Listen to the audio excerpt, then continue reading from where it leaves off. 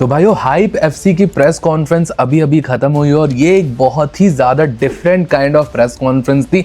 नीरज गोयत, अंकित बैनपुरिया, साथ ही साथ अर्मीनिया के काफी सारे फाइटर्स थे। बहुत सारी चीजें इंडियन फाइटर्स को लेके बोली गई। नीरज गोयत को यहाँ पर चैलेंज किया गया प्रेस कॉन्फ्रेंस के अंदर ही। यहाँ पर नीरज गोयत को फाइट के लिए चैलेंज कर दिया वहां पे मेन इवेंट फाइटर ने।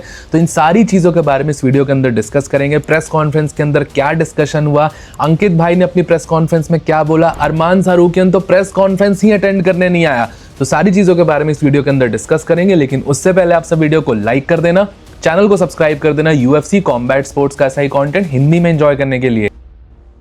भाइयों 1 अगस्त को अंकित बैनपुरिया और अरमान सारूकियन के बीच में बहुत बड़ी फाइट होने वाली है, हम सबको ये पता है। लेकिन इस फाइट से पहले 30 जुलाई को यहाँ पर एक प्रेस कॉन्फ्रेंस होस्ट करी गई यहाँ पर इस पूरे मेन कार्ड के, और मेरे हिसाब से काफी ज्यादा different kind of press conference थी। मेरा ओपिनियन जानना चाहोगे तो मुझे ये प्रेस कॉन्फ्रेंस कम और ग्रुप चैट ज्यादा लग रहा था, जिसमें ढेर सारे लोग बैठ के आपस में बात कर रहे थे। अब भाइयों जो यहाँ पे हाइप एफसी का ओनर था और नीरज गोयत यहाँ पर साथ में बैठे थे, वो as a translator basically act कर रहे थे यहाँ पर फाइटर्स के लिए, क्योंकि हाइप एफसी के बहुत सारे फाइटर्स रशियन में बोलते हैं, कुछ अर्मेनियन में बोलते हैं, और कुछ अपने इंडियन फाइटर्स हैं जो यहाँ पे फाइट कर रहे हैं, जैसे राजा यादव, फिर कृष्ण बैनपुरिया, अंकित बैनपुरिया। इन सबको इंग्लिश उतनी फ्लुएंट नहीं आती है, तो यहाँ पर ट्रांसलेटर का रोल कर रहे थे। अब भाइयों इस प्रेस कॉन्फ्रेंस में एक सबसे इंटरेस्टिंग चीज ये हुई कि इसके जो मेन इवेंट में एक फाइटर फाइट कर रहा है, इस्लामोव उसका नाम है, निकराखो उसका निकनेम है, उसने यहां पर नीरज गोयत को चैलेंज कर दिया। और बेसिकली यहां पर प्रेस कॉन्फ्रेंस के बीच में ही ऐसा बोला कि आ जाओ हम एक एक्चुअल बॉक्सिंग लव से यहां पर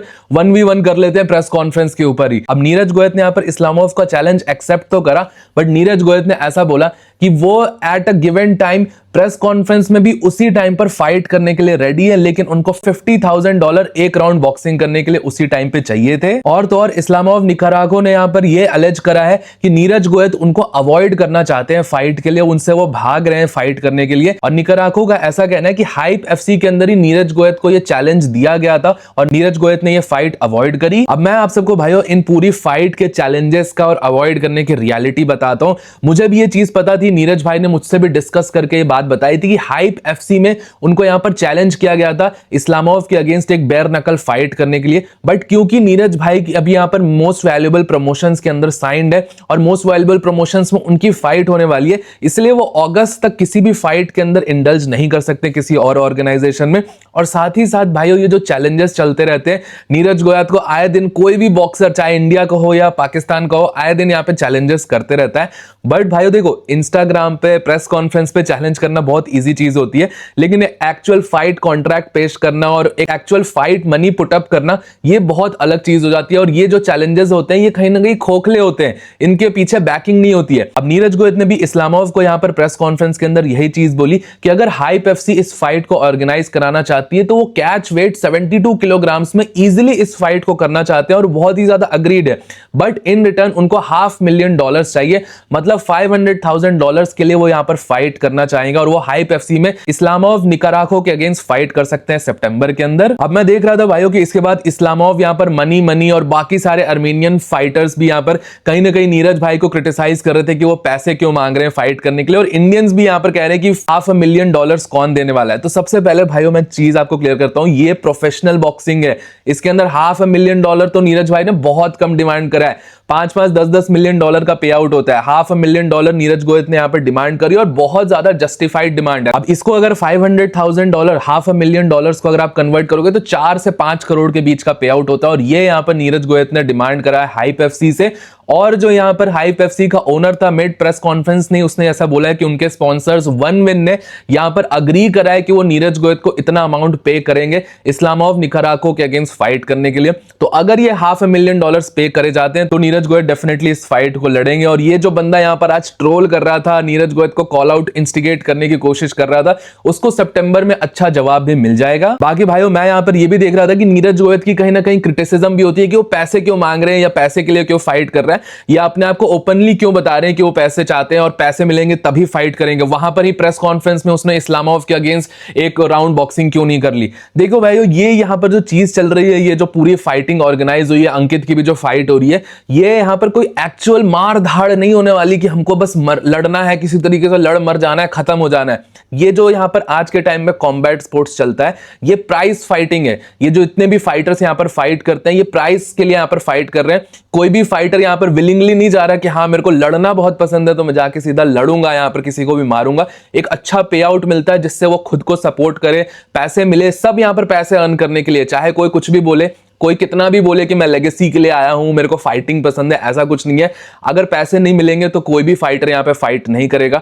तो सबको यहां पर पैसे कमाने, ये एक बहुत डेंजरस स्पोर्ट है और हर फाइटर यहां पे ट्राई करेगा कि कम से कम फाइट में ज्यादा से ज्यादा पैसे कमाए जाए और जितने ज्यादा अर्निंग अपॉर्चुनिटीज निकल गए। तो नीरज गोयत ने यहां पर हाइप एफसी से $500,000 डिमांड करा है और मेरे हिसाब से ये बहुत जस्टिफाइड डिमांड है। नीरज गोयत एक प्राइस फाइटर है और उनका जो डिजर्विंग प्राइस है उनको वो मिलना चाहिए। बाकी भाइयों, इस प्रेस कॉन्फ्रेंस में अरमान की बात करें, अरमान वर्सेस अंकित बैनपुरिया की, तो अरमान शाहरुखियन ने तो शो अप ही नहीं करा। अरमान शाहरुखियन तो प्रेस कॉन्फ्रेंस के अंदर ही नहीं आया और यही जो अनप्रोफेशनल एटीट्यूड है अरमान शाहरुखियन का, फाइट्स में यहां पर प्रॉब्लम्स क्रिएट करना, प्रेस कॉन्फ्रेंस में ही ना जाना, ऐसा अनप्रोफेशनल एटीट्यूड वो यूएफसी में भी दिखाता है और इसी के कारण कहीं ना कहीं उसका टाइटल शॉट डिले हुआ है। अब मैं खुद यहां पे प्रेस कॉन्फ्रेंस में नहीं था, वरना मैं यहां पर डेफिनेटली यह क्वेश्चन पूछता वहां पर, बट ऑब्वियसली यहां पर प्रेस कॉन्फ्रेंस में नहीं आया। ये बहुत बड़ा डिसरिस्पेक्ट है हाइप एज अ ऑर्गेनाइजेशन को भी, अंकित बैनपुरिया एज एन अपोनेंट को भी। ये सारी चीजें नहीं करनी चाहिए। अरमान शाहरुखियन को प्रेस कॉन्फ्रेंस में शो अप करना चाहिए था। अब भाइयों, इसी इवेंट के अंदर यहां पर एक और बहुत बड़ी फाइट होने वाली है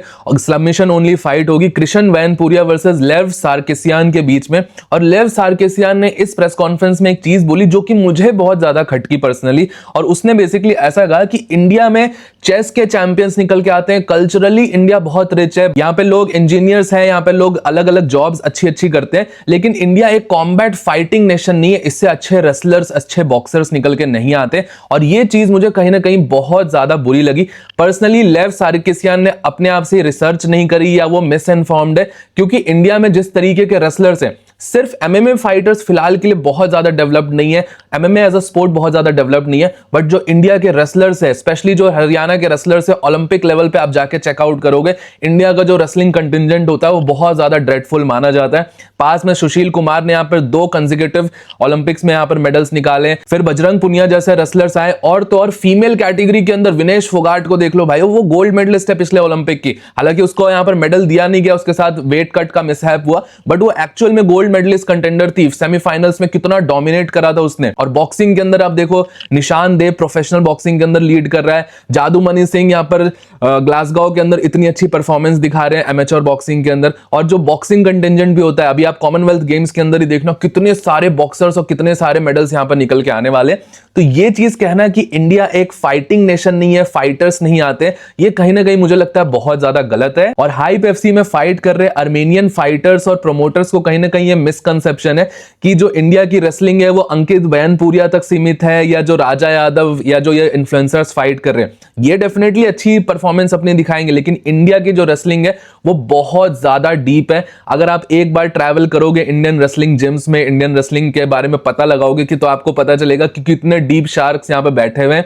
और जो लेव सार्किसियान जैसे फाइटर्स हैं जो कि एक्चुअल में डिसरिस्पेक्ट कर रहे हैं, यहां पर इंडियन फाइटर्स को क्रेडिट नहीं दे रहे, उनको जाके यहां पर रिसर्च करनी चाहिए कि इंडिया का कॉम्बैट स्पोर्ट्स कल्चर कितना ज्यादा डेवलप्ड है। बस ये चीज है कि इंडिया की उस तरीके की पीआर नहीं होती, या जो इंडियन जो फाइटर्स होते हैं वो पूरी तरीके से पॉपुलराइज नहीं होते, जब वो मेडल्स जीतते हैं या जब वो अचीवमेंट्स लेके आते हैं वो उस तरीके से पॉपुलर नहीं हो पाते। लैंग्वेज बैरियर भी होता है। आज भी हमने प्रेस कॉन्फ्रेंस में देखा नीरज गोयत और जितने भी इंडियन फाइटर्स हैं उनको कहीं ना कहीं लैंग्वेज बैरियर हो रहा था, और जो आर्मेनियन ऑडियंस थी या जो क्वेश्चंस पूछ रहे थे वो माइल्ड डिसरिस्पेक्ट भी शो कर रहे थे, तो अपने इंडियन फाइटर्स समझ नहीं पा रहे थे उस चीज को। तो मैं डेफिनेटली ये मानूंगा कि इंडियन फाइटर्स एमएमए के अंदर थोड़ा पीछे हैं, लेकिन जो ये रेसलिंग और ये जो इंडिविजुअल स्पोर्ट्स है, बॉक्सिंग, रेसलिंग, जूडो, इन सब में जाके आप देखोगे हर फील्ड के अंदर डोमिनेट कर रहे हैं, कंसिडरिंग कि इंडिया में इतने कम रिसोर्सेज और कॉम्बैट स्पोर्ट्स उतना पॉपुलर भी नहीं है। एक बार अगर ये पॉपुलर हो जाएंगी, एक्चुअल में गवर्नमेंट यहाँ पर एथलीट्स को सपोर्ट करने लग जाएंगी, फिर तो भाइयों इनको कहीं पे मुंह दिखाने का भी यहाँ पर जगह नहीं मिलेगी। बाकी भाइयों 1 अगस्त को देखते हैं कृष्ण बैनपुरिया अपनी फाइट जीतते हैं कि नहीं जीतते हैं।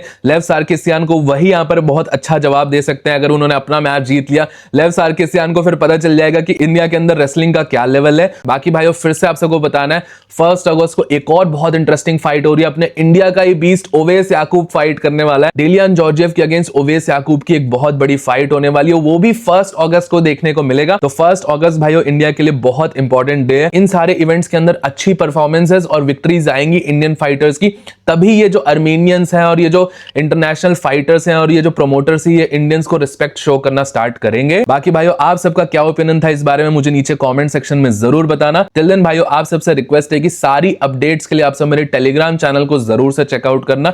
टेलीग्राम पे मैं सारी अपडेट्स कब लाइव हो रही है, कब लाइव खत्म हो रही है, कौन सी लाइव स्टार्ट होगी, कौन सी फाइटर कब कहां फाइट करने वाला है, सारी चीजें आप सबको मेरे टेलीग्राम चैनल पर मिल जाएंगी, जरूर से चेकआउट कर लेना। टिल देन भाइयों मिलता हूं आप सबको नेक्स्ट वीडियो में अगले अपडेट के साथ। Bye bye.